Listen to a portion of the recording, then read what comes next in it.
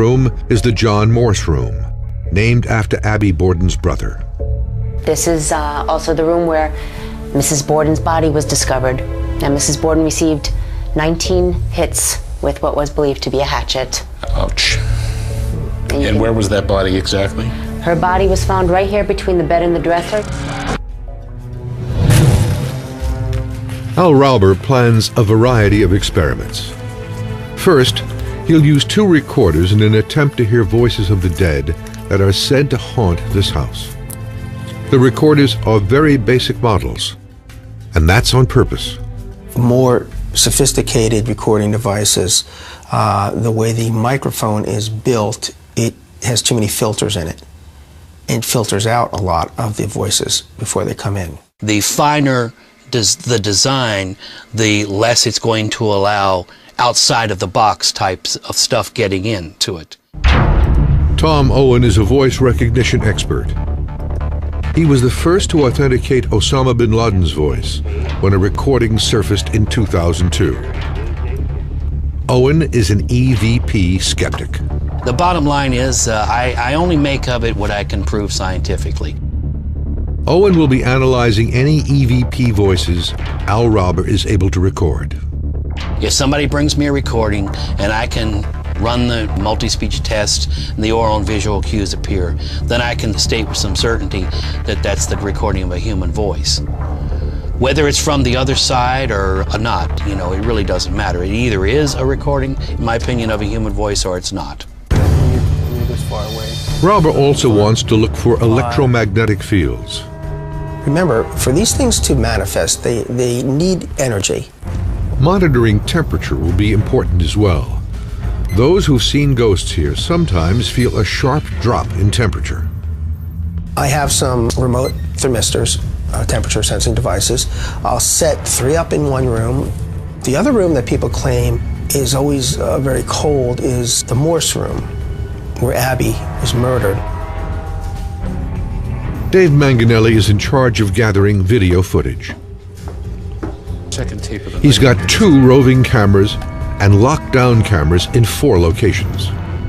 The maid's room, Lizzie's room, the Morse room where Abby Borden's body was found, and the basement. Those cameras feed their signals to a control room set up in the Borden dining room. From there, Rauber and Manganelli can monitor everything that's going on.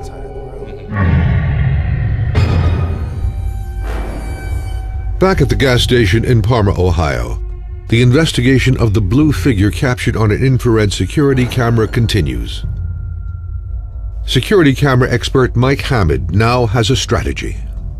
This video is unique simply because it's like nothing I've ever seen before.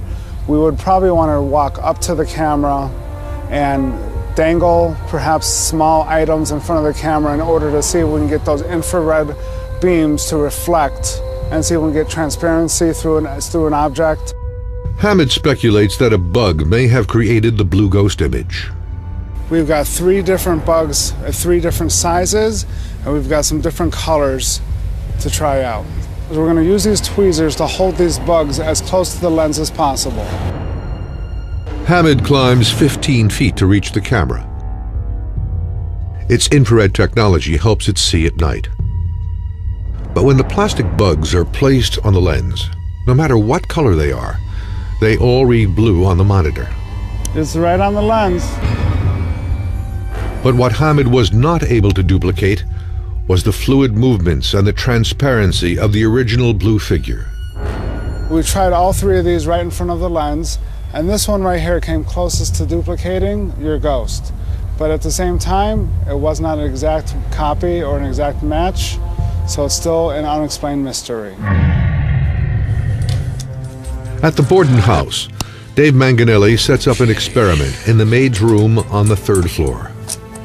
So, in this room, we had our story of the chair that moved on its own. So I think I'm going to elect to use this camera, tether it to the laptop so I can see some of the video output, focus it on the chair, and let it run for a while. All right, so the camera's on and the program has recognized it. So I'll just pull up a little video preview window. I'm just going to put a couple of markers that fall right under right where the slats of the base are here. And we can check that later on and see if anything has moved at all. We'll just let this run unattended for a while. Rauber and Manganelli are monitoring all the areas where witnesses have reported paranormal activity. It's nearly 11 p.m., but the night has just begun. Okay, you gotta hear this.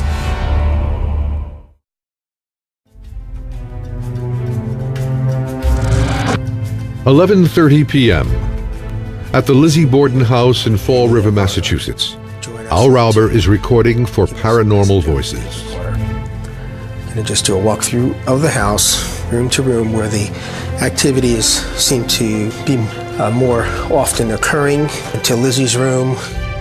I believe we did get some voices in this room. If anybody is in this room, this is again another opportunity to scientifically prove your existence. Now coming down the hallway to the chimney room, we've had many reports of things happening in this particular room. If anyone is in this room, if the gentleman that they refer to as Michael, if you are still here, please leave us a message on this tape recorder. You know how to do it, you can do it. The chimney room was where Matt Moniz and his ghost hunting group witnessed one of their cameras moving on its own. Al Rauber and Dave Manganelli sat down to analyze the video themselves.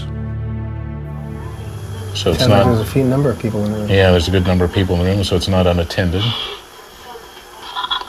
There it is. Okay, camera moves. Okay, so someone is at the camera. Right. And they're resetting it. Trying to reset it. Is that good? Yeah, so there's a wire on the camera. Because I'm stepping on the wire now. Is anything happening? There it goes again. It did it again. I just said that. It just moved again, and I heard it. I was right here. I heard it. I mean, both times it moved, there was a lot of people in the room. Do we want to put a camera in the exact same spot and make sure it's anchored? We can try that, sure. So this is our corner where we had the report of the camera moving on its own. So in the back of it pivots pretty easily.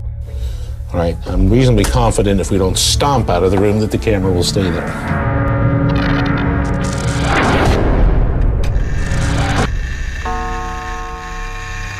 Midnight.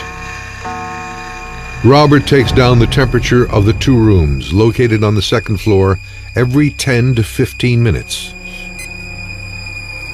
Nothing unusual yet. Dave Manganelli returns to the room where the rocking chair moved. But our chair hasn't moved. Still right on the tape marks. 1 a.m. Okay, you gotta hear this. Downstairs at the main control area, Rauber is analyzing the first EVPs of the night. As soon as I say the word message, you hear sure. Is this a message? Is this a message? Ready? Is this a message? The EVP was taken in the chimney room. Is this a message? I don't think anybody up there was saying that. The chimney room seems to be providing the best evidence for analysis so far. Is this a message? The cameras are continuing to roll throughout the house, including in Lizzie's room. Rauber believes an audio recording session could pick up the voice of Lizzie Borden herself. 2 a.m.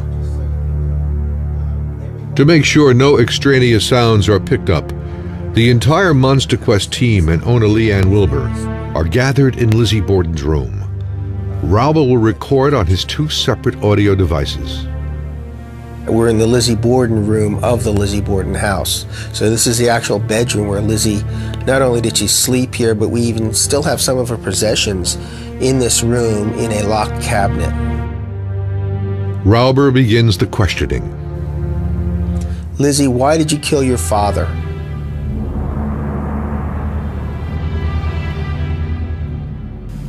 Lizzie, who made the mirror move? The mirror right behind me. During Rauber's last visit to the Borden house, a mirror in the hutch behind him moved when he asked a question about Abby Borden. Yeah, Rauber will analyze the recording in the main control room. 3 a.m. Dave Manganelli reviews footage from the chimney room. This is a review of the first tape that we did in the chimney room to test and see if the camera would move. So we'll just take a quick look. Okay, 10 or 11 minutes in, it hasn't moved. Almost 20 minutes in, same framing. So no movement there. Again, just kind of spot checking to see if anything unusual happened. And 50 minutes in, we haven't moved, people re-entering the room. So, nothing. Good solid picture. Manganelli now decides to shoot with a FLIR thermal camera, which can see heat energy normally invisible to the human eye, including temperature shifts as small as 0.06 of a degree. And with a really good infrared camera like this one, we can actually see some interesting images. And back in the chimney room, there is something very odd and unexplainable. And there's the chest on which